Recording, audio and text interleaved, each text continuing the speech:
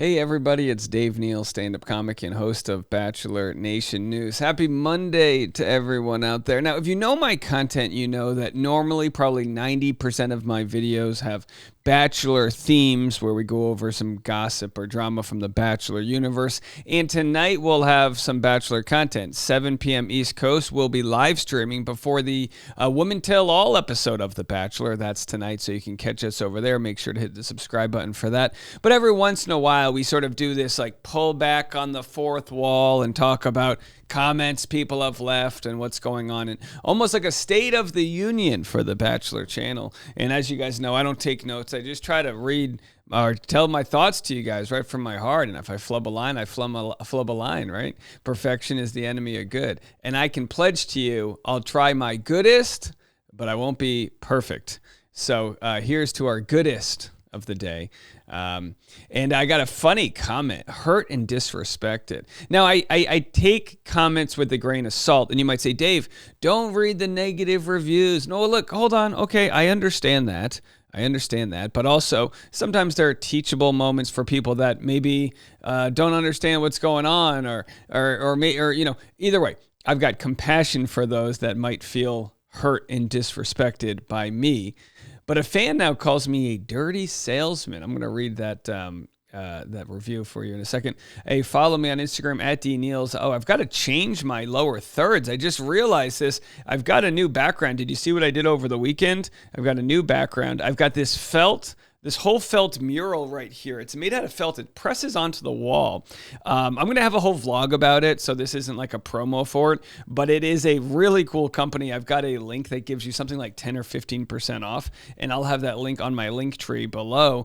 You can just click on it and see all of the different murals they have, but I got to say, I think it looks really good. I think this looks better than I could have imagined. I painted the wood slats behind me. It took me like 4 coats of paint, and then, of course, I got the light down there that makes it pop a little bit. Doesn't that light help a little bit right there? Either way, why do I share all of this with you? Well, because it's about growth. It's about being a better version of yourself today than you were yesterday, and little steps up the rung. Well, 4 years ago, I released a video almost predicting the life I would have today. And I had kind of thought and prayed in my own way that I do, to the greater law of attraction spirits out there for more out of life. And it's so competitive, the world of entertainment, at least that I'm in, the world of creativity, that it takes a lot of blood, sweat, and tears to get to that place that you want to be. And I do not pretend to be at the finish line, but I'm happy to be running the race. And let's read a comment. I'm going to get into all of that and tie it all together. This is, I got the wrong graphic up here. Hold on one second. This is very interesting. Let me go to my tertiary screen here. Hurt and disrespected. You made $17K more than they won on Traders 3 years ago. 1-star review. Now, this took me a while to break down what the hell they were saying. So I guess they found out I'm not a charity and were very upset. I will address, I guess, every corner of what could be so offensive as to cashing paychecks for audience watching my content. For years, I've been defending you, and thank you, and I've been as loyal as can be. Now, I don't need any loyalty. People can just come and go as they please. I do appreciate those that have stuck around. I have been a ride or die supporter, financially and emotionally, for this small, struggling creator. I did not realize that 3 years ago you made $17K more than they won on Traitors this season. I haven't watched Traitors. I don't know what they win. I don't understand this. Before your podcast, before your show really, really blew up, before the merch blew up, before thousands of Patreon subscribers, I cannot imagine living within those means. Hold on. 3 years ago, my show had already blown up. 4 years ago was when Bookshelf Dave was getting a couple hundred views. There was no real progress from one to the next. It all happened in several months. Within several months, my show went from not making money to making a lot of money. And it kind of stayed there, and then it ebbed and flowed in different ways. So my merch hasn't blown up. I've had one merch line I think sell, make $1,200 worth of merchandise. That's it. I've made like less than $5 a month on merch for the, you know what I mean? So like, I don't know what they are implying, that I'm some sort of, apparel company. The Patreon does have about 1,300 paid subscribers that, essentially came about 4 months ago. Before that, we probably had 300, and for a long time only had 20. Okay, you are so desperate for Patreon subscribers, making jokes about living just above the poverty line, pretending you need the money. I'm heartbroken finding out you are a dirty salesman. Maybe you justify it by saying you are a barrel scraping guy. Sad. No longer ride or die fan. Okay.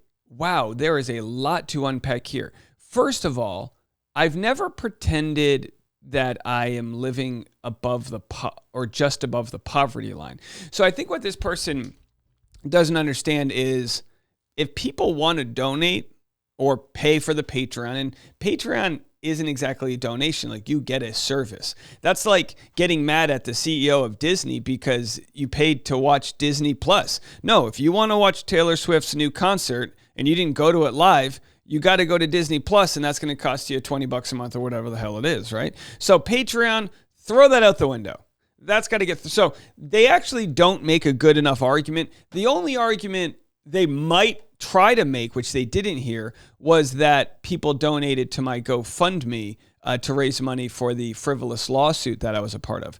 A GoFundMe that I did not start, but that many people said, Dave, we don't care. We want to support you. So when you live in a world where I practice the law of divine compensation, I try to live in an abundant mindset, because I do come from a place, low income, as a child, single mom, working, babysitters left and right, trying to figure things out. And I then came into an entrepreneurial family-ish, stepdad, I should say, contractor, self-starter, motivator kind of guy. Mom worked every job under the sun, every type of pyramid scheme you could think of, like, I say pyramid scheme, but you know what I mean? Like, door-to-door sales, in-home sales, that type of deal, right? Well, so I come from that side of the world, but then I see YouTubers out there, I see podcasters, and I see comedians, and I see people starting to make real money, and you go, well, how did they get that? How did they build this audience? How did they make this money? And there is a process online, sometimes long and hard process to build a fan base. And I hate the F word, fan, right? But it's a two-way street, right? I provide some goods, and people, through whatever entertainment or information value they receive, enjoy to consume those goods. And in the process, there's several ways to be paid, right? They'll have to sit through a couple advertisements, and then I'll get paid a check from Google or SiriusXM if they're going to listen to the podcast. And then they get the consumption free on their end. No such thing as a free lunch, right? They've been exposed to advertisements, right?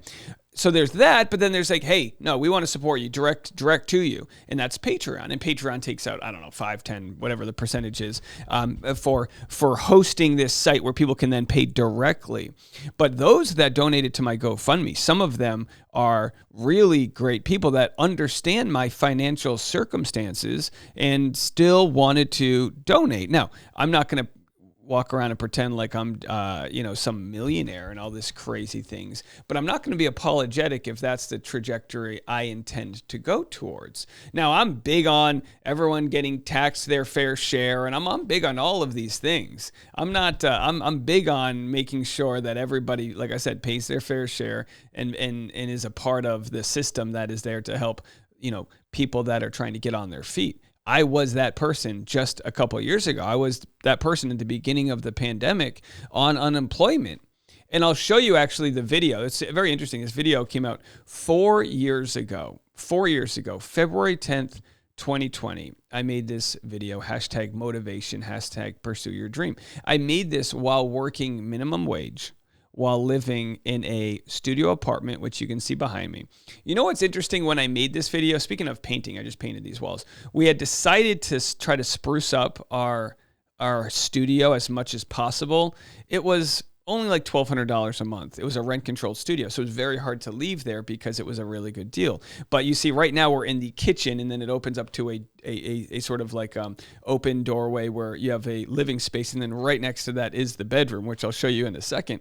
And of course, we just bought our first home only less than 2 months ago. So we went from studio to small bed, 2-bedroom to buying a home.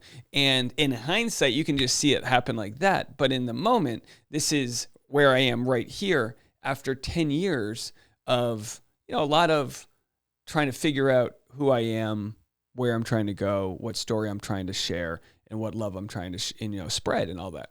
So this idea that somebody could be heartbroken over being deceived by me. We actually used to share, I say we, me, used to share my financial situation a little bit more publicly. But what I learned was, yes, it's motivational to a large amount of people. I love watching YouTuber videos, how much YouTubers make, not because I feel like they're pieces of shit or because they don't deserve it. It all comes down to a very simple principle. Your income is determined by how many people you serve and how well you serve them.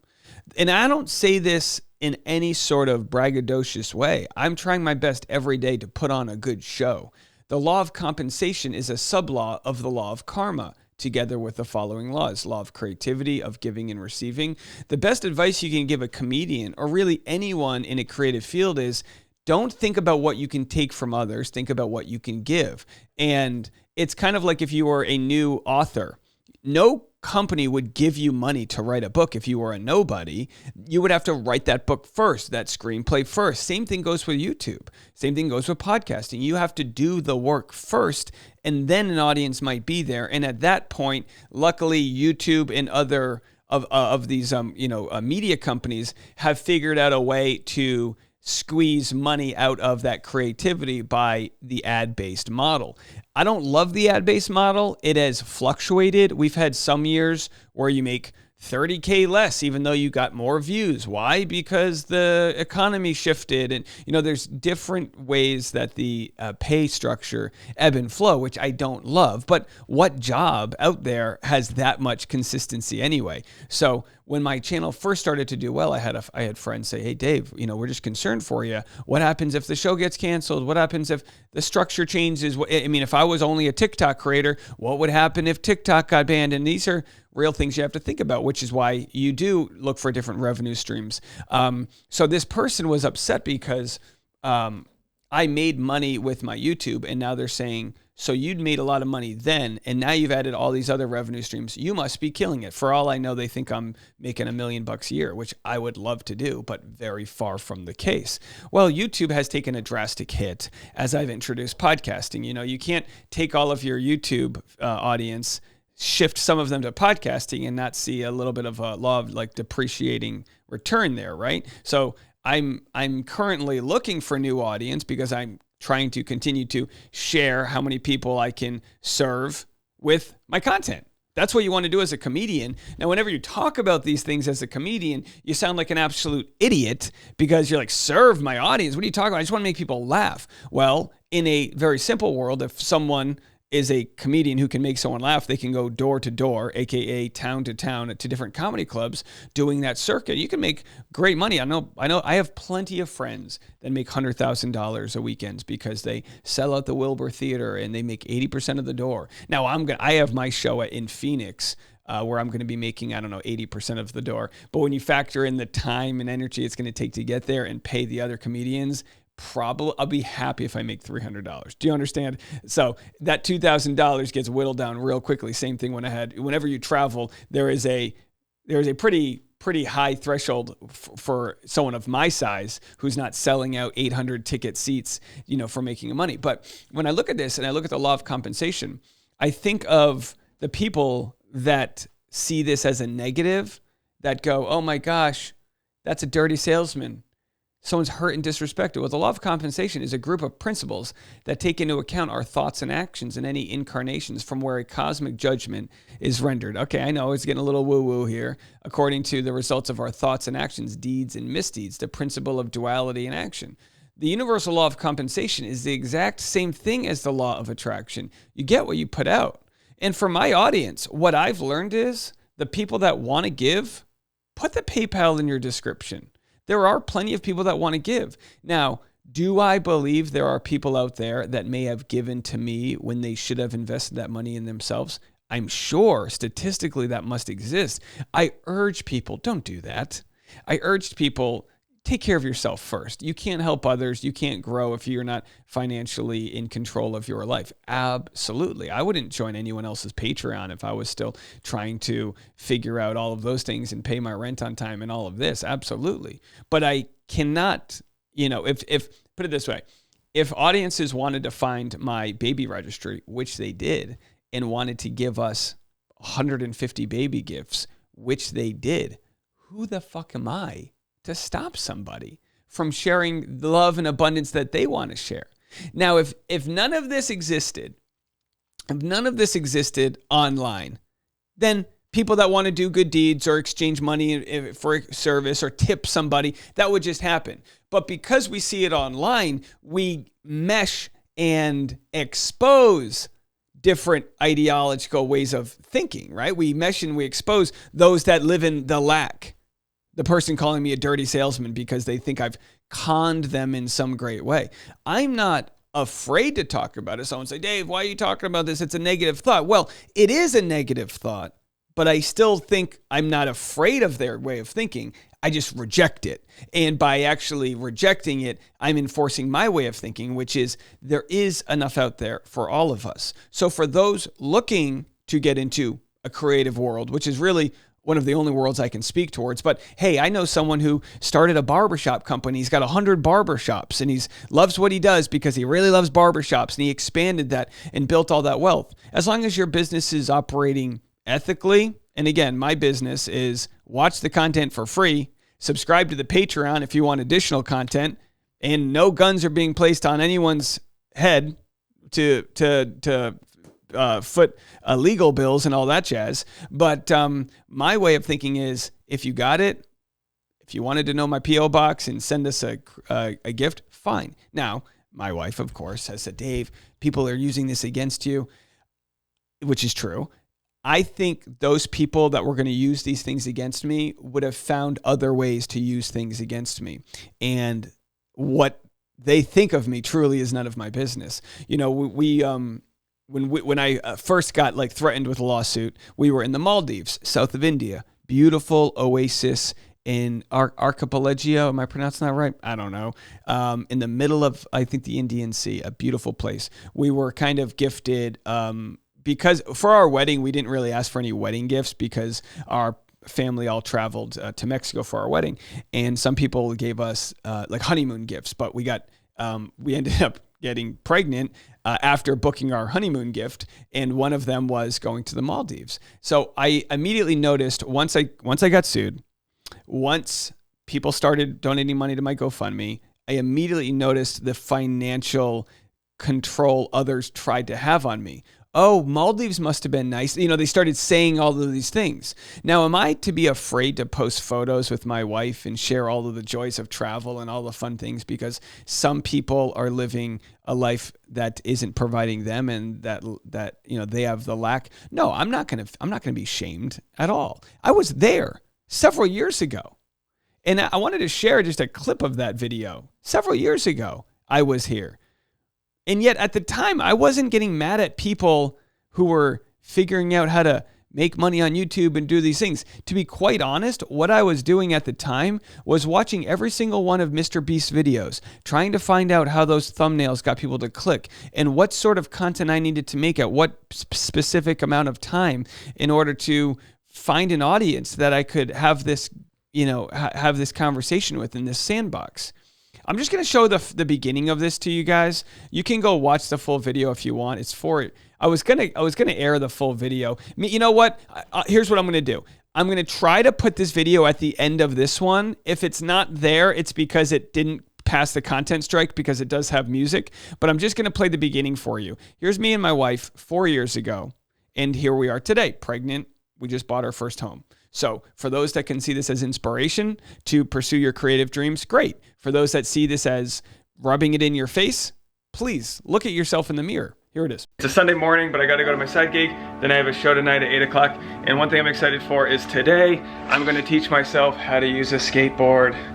Tasha, you're supposed to be a part of this. You already walked, she just walks away on my life. She just walks away. You just whipped a skateboard in my face. Yeah, and then you walked That's away. our You're house. supposed to be there to give me a sassy look when I tell you that I'm in my mid-30s and I'm gonna learn skateboard. What do you think about that? 1 month before the pandemic. Great, more usable footage.